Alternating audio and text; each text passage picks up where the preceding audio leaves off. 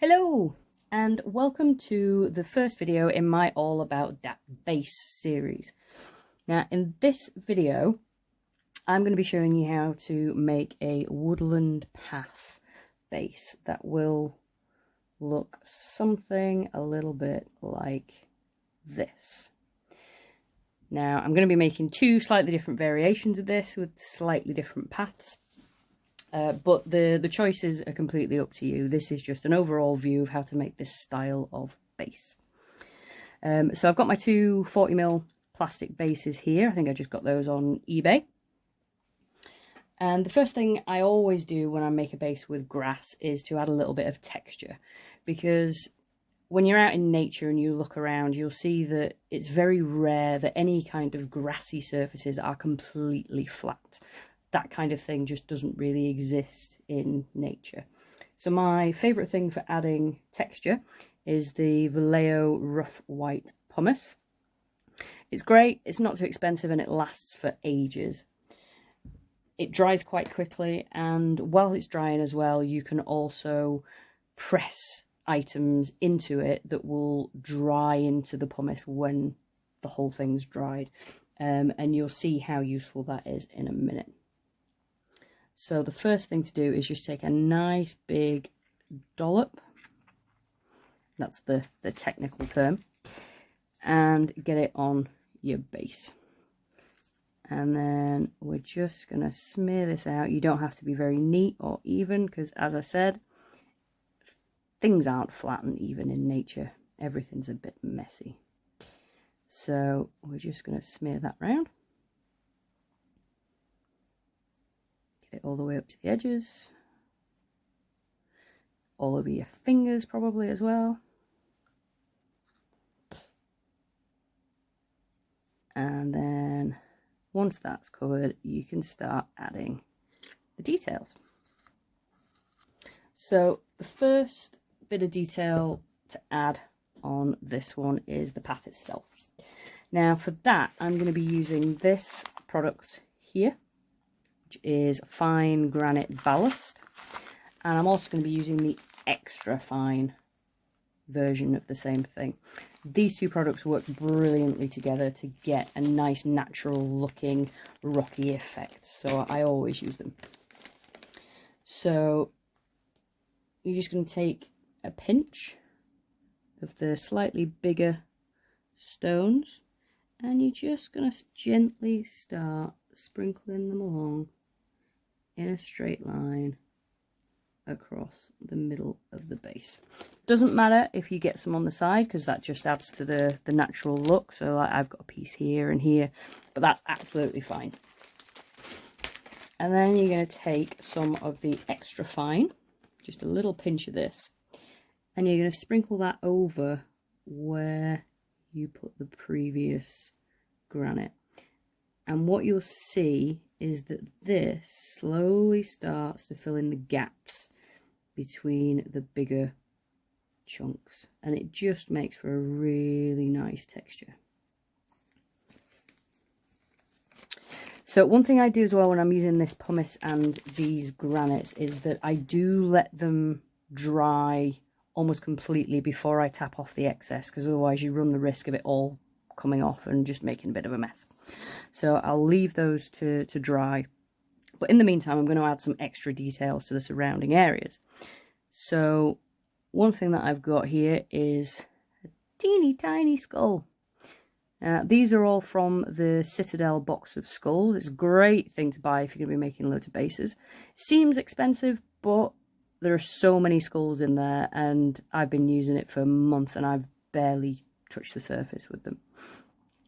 So all I'm going to do is I'm just going to press this into the pumice, and when the pumice dries, that skull will stay solid on the base and you don't have to worry about gluing or anything like that afterwards.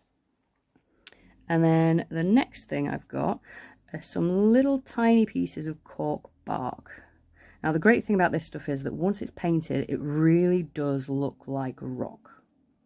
So I've just got a few of these little pieces, and I'm just gonna do the same thing as I did with the skull and press those into the pumice at various points Et voila. And that is your starting point for your first base. So what I'm going to do is I'm going to put the pumice on this one. I'm going to leave them both to dry, and then I'm going to prime them both in a Mechanica Standard Grey. And then we'll come back and I'll show you the next step.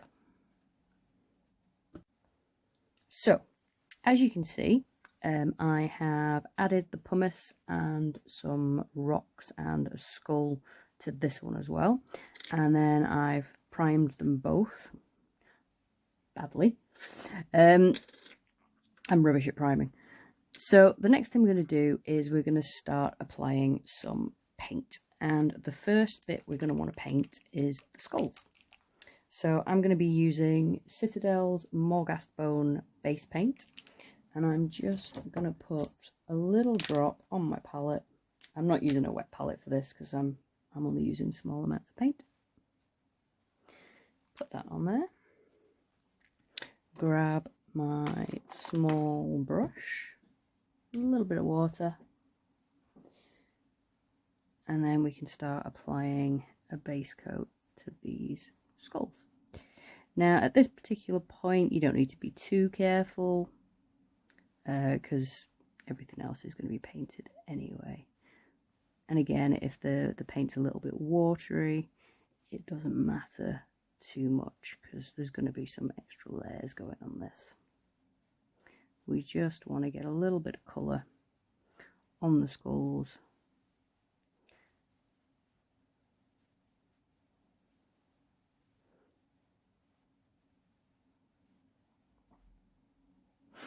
Like that.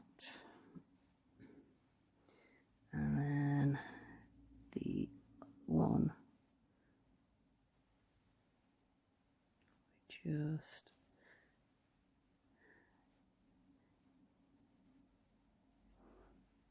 these skulls are going to get a wash and then some highlights as well.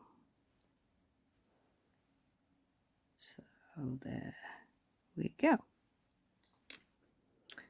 Now I can see with this one my paint was a bit too thin, to be honest, so I'll just touch that up.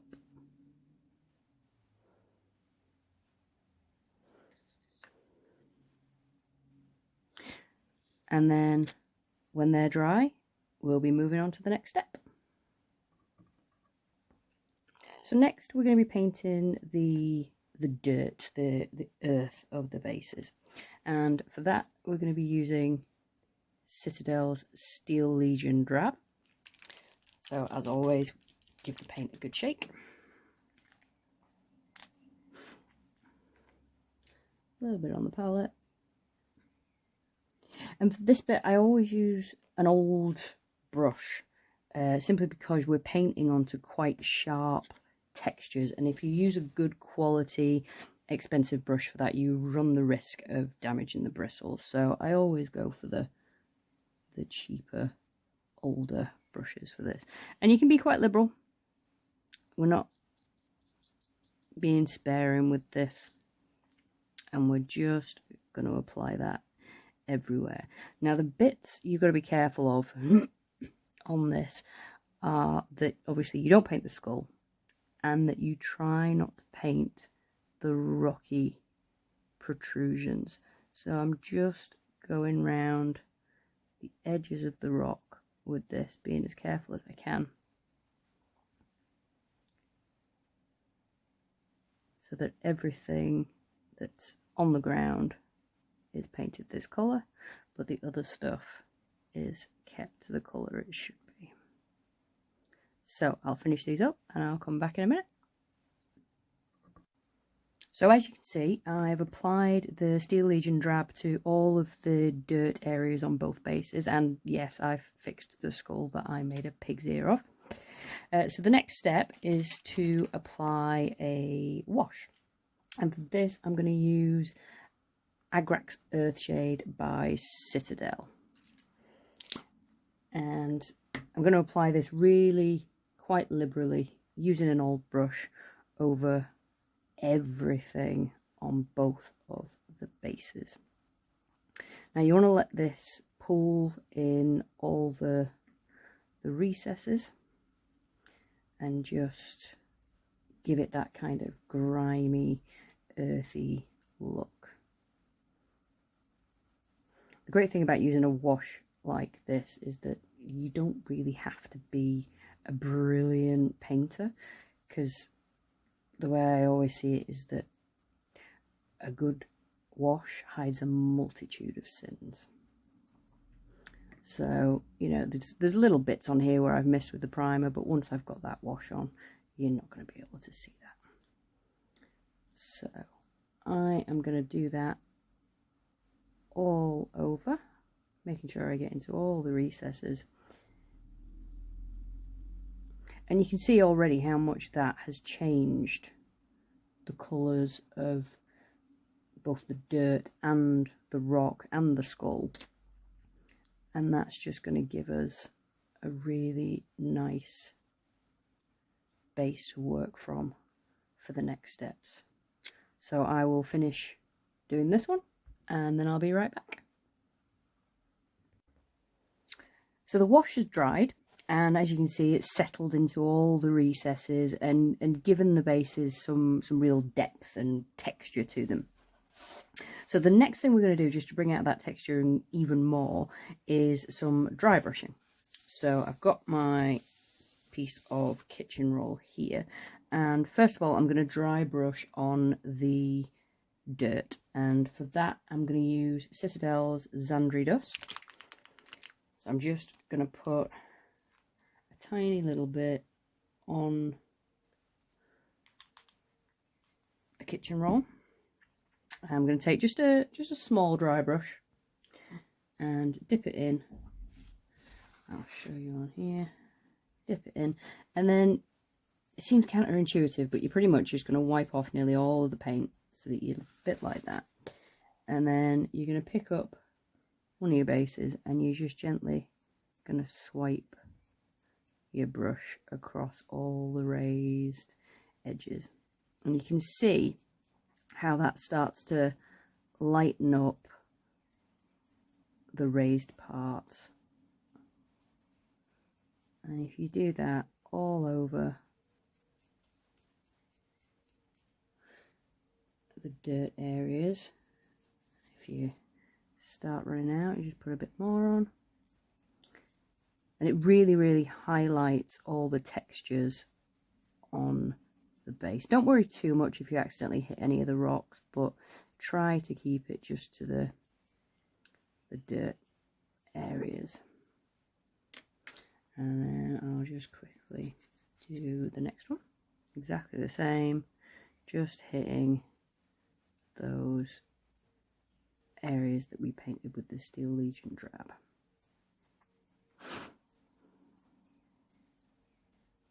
I do apologise, this is my first time filming a video, so there will be occasions where I will pull this out of shot without realising. But I'll get used to it. So there we go. We've highlighted the dirt. So now we're going to move on to highlighting the rocks. Now this is a really important part when you're dry brushing, is you want to wash the paint out of your brush. But before you do another colour, you want to really dry off your brush. Because if you don't, if your brush is too wet, when you start trying to dry brush, you're just going to smear the paint everywhere and it's not going to give you the desired effect. So, the first dry brush I'm going to do on the rocks is Citadel's Dawnstone. I'm not sponsored by Citadel, by the way, just so you know. Just my paint of choice. So we'll get some on there. This is a really quick step. So the same again, load your brush and then wipe most of it off. And then you're just going to draw your brush along. Now with this first dry brush on the rocks, you're not really going to see a huge difference in colour. It's quite subtle. But just make sure that you're catching all of the raised areas with it. And let's go back again and do some on this one. You can just about see it, and it just adds a little bit more contrast.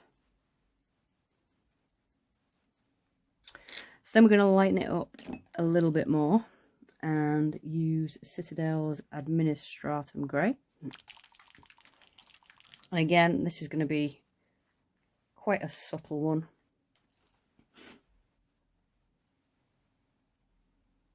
Something I always try not to do with dry brushing is jump suddenly from one colour to a much lighter colour, because that contrast can be a bit too stark.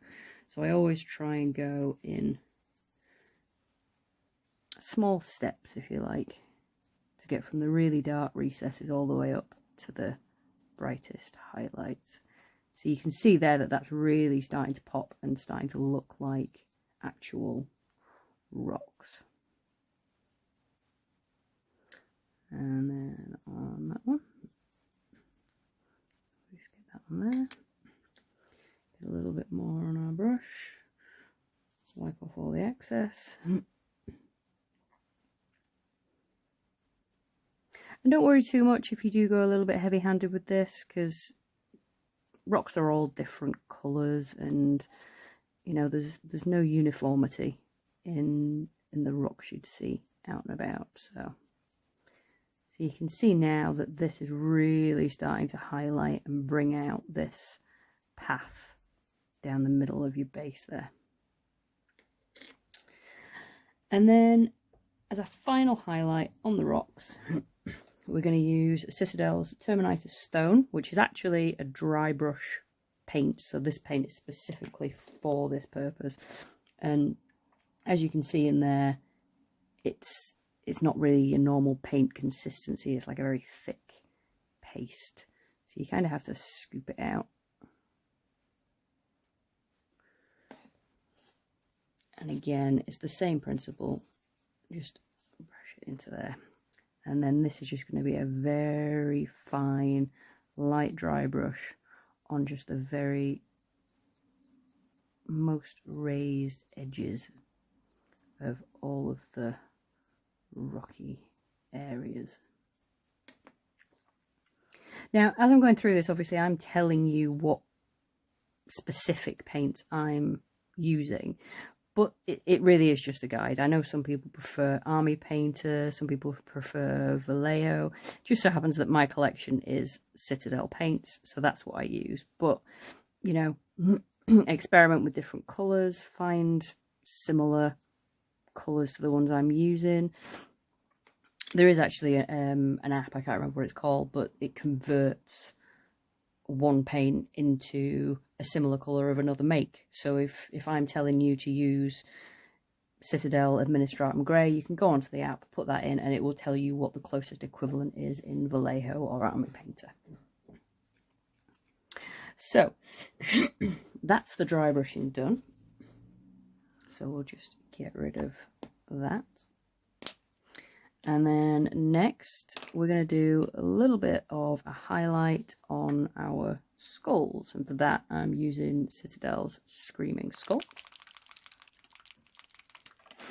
Now you want this to be quite watery, you want this to be almost like a glaze, you don't want to go too heavy-handed with this.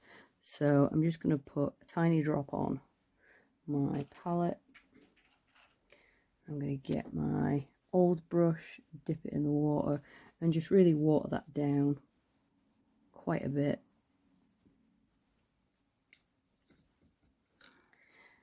And then I'm going to take quite a small brush with a good point, get some of that Screaming Skull on.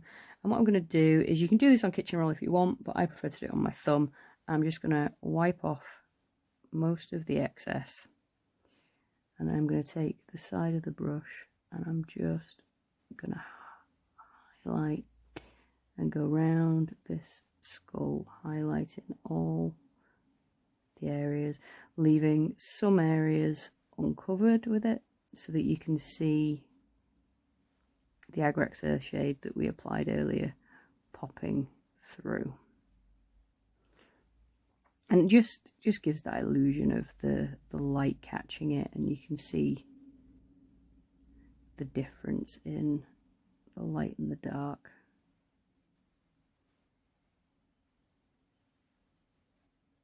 It's not an exact science. This kind of thing is down to personal taste and how you want it to look.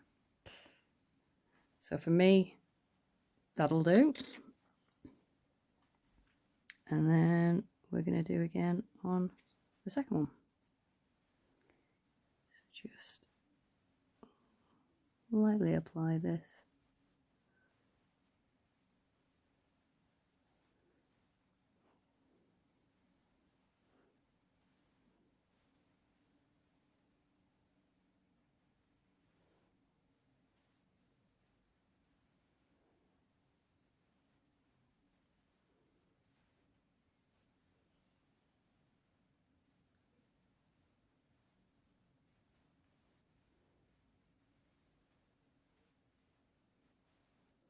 And there we go.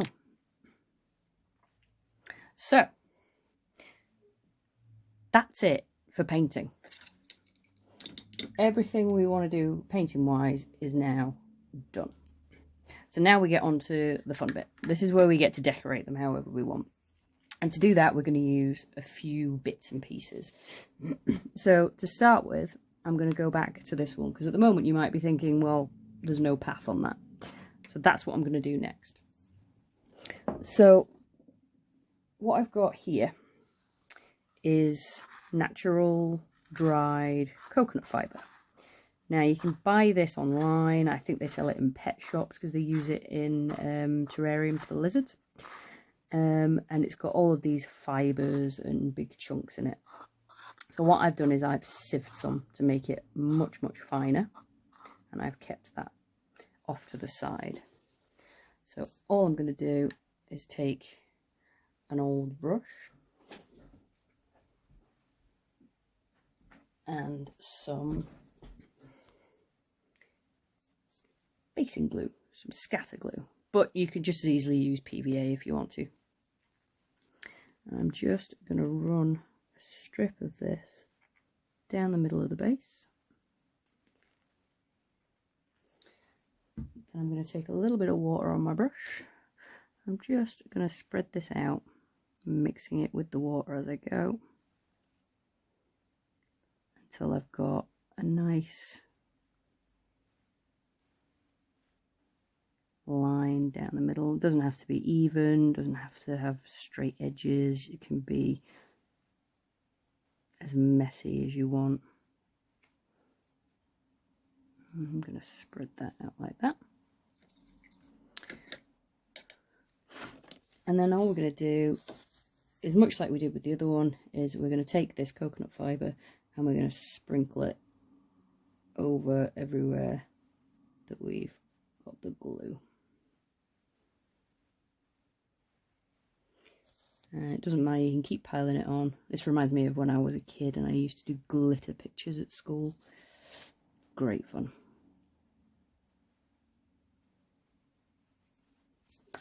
So I'm going to leave that to dry, and then I'll come back in a little bit and we'll get to the really fun stuff and start putting all the grass on. So the coconut bark is dry and I've shaken off the excess, singing Taylor Swift as I did, as always. And now we're going to add some grasses and tufts and things like that. So I've got a nice selection of tufts here. I've got these heather tufts, I've got some flowering meadows, and I've got some varying shapes and sizes and colours of tufts to use. Every time the postman turns up at the house, my partner assumes I've ordered more tufts, but in my world you can never have too many tufts. So I'm going to take one of these heather and I'm just going to put that here next to the skull. Now there are no rules or anything for this. You can literally put things wherever you want, where looks good to you. So then let's take one of these coloured ones and put that there next to him. Then on the other one, I'm going to take one of these, and I'm just going to squeeze that in between those rocks all the way up to the edge. And I'm going to take a smaller one of the same colour and just squeeze that into there, trying to make it look as natural as possible. So then I'm going to move on to some of these. Now these are slightly bigger, so what I tend to do with these is I will peel them off. I'm just going to hold it with my tweezers, and then I'm going to take a hobby knife, and on the back of it where it's sticky, I'm just going to press the knife into it and just break it apart. It doesn't matter if you make a mess with it because it doesn't need to be neat. So then I'm going to put these around this rock over here. Put half of it on that side. And the other half around there. So you've just got that rock poking through where that tuft is. And then I might take another one of these and do the same thing again. So I'm just going to cut this in half, like that, and I'm going to put that one on here around this little rock. So there we've got some grass and some flowers, and then on this one I'm going to put some coloured flowers on it as well. So let's take one of these, let's just put this here next to the path and just get rid of those. And you can put as many or as few tufts on as you want, whatever suits you. I'll get rid of all of these. And then the final step for both of these is to make ground covering for the rest of the ground that we haven't put the tufts and the rocks on. So I'm going to use one of these, which is what you get when you buy a goo pudding. We've got about 50 of these in the cupboard downstairs, and I always knew they'd come to good use one day. So then in this bowl I'm going to mix several different types of flock. So to begin with, I've got this quite dark, thick, mid-green flock, and I'm just going to take a pinch of that. And as I'm putting this in here, I am rubbing it between my fingers just to break it up a little bit, because sometimes this comes in chunks that are really big. So I'll put that in there. And then this is a fine earth blend, so this is more of a browny colour, and this is a really, really fine flock, and I just love this for adding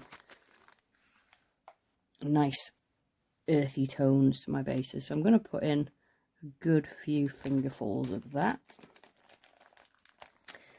and then just for an extra bit of colour, I'm just going to throw in a little bit of static grass. So this is a green and yellow one. This doesn't have the red tint to it like some static grass does. Now just be careful with this because it gets everywhere. It's like the fiberglass stuff in the loft. So I'm just going to take a pinch and I'm going to sprinkle that in, and I'm going to separate out all the strands. Put that lid back on, and then I'm just going to mix all of this together, so I'm getting a nice random mixture of all these different types of grass and flock.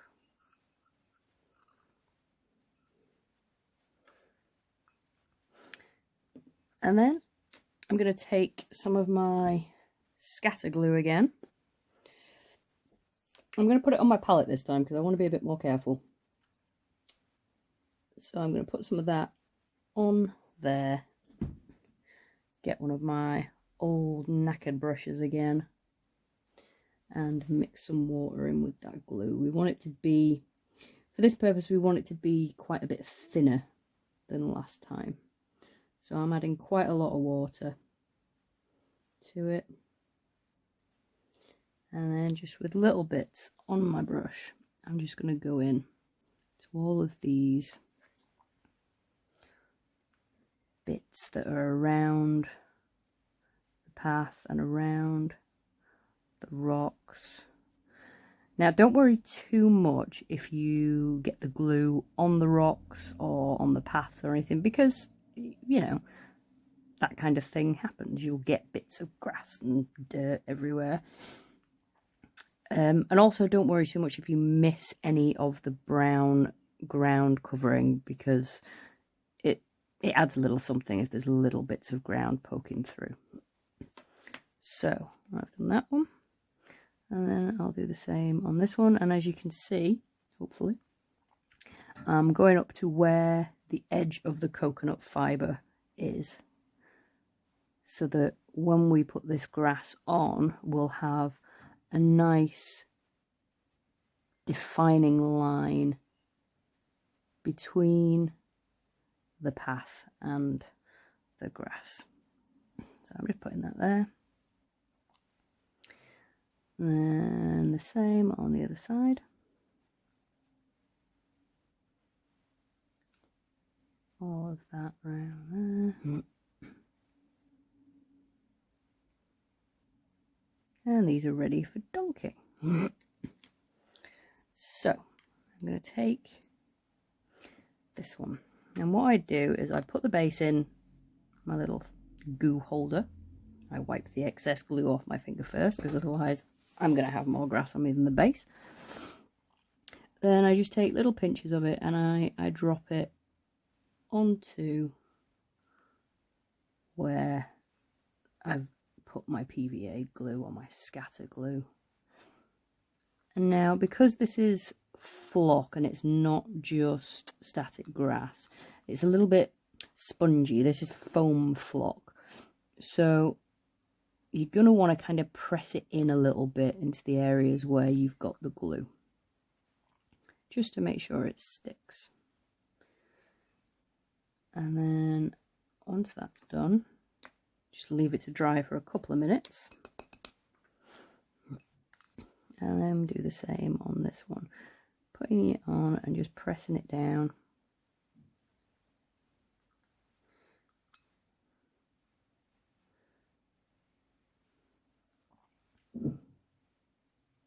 Pressing it down, and there we go. And then you do your Taylor Swift bit and you shake it off. So the best way to do this is just to tap it sideways like that to start with, to get the most of the excess off. And then what I do is I tip it upside down and I give the bottom of it a good tap. And that makes sure that anything that's not covered in the glue doesn't stay on the base. And the same with the other one. Give it a good tap, get rid of all that excess.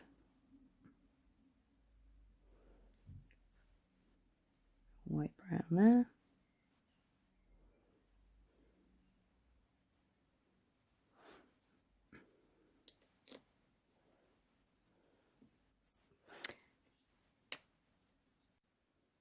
So that glue's all dried now, and as you can see, I've just painted the rim in Steel Legion Drab, and that's it. That's your 2 Woodland Path bases. So I hope you liked this video, and if you did, please give it a thumbs up and consider subscribing to the channel. I'll be back soon with some more videos, and until then, happy hobbying.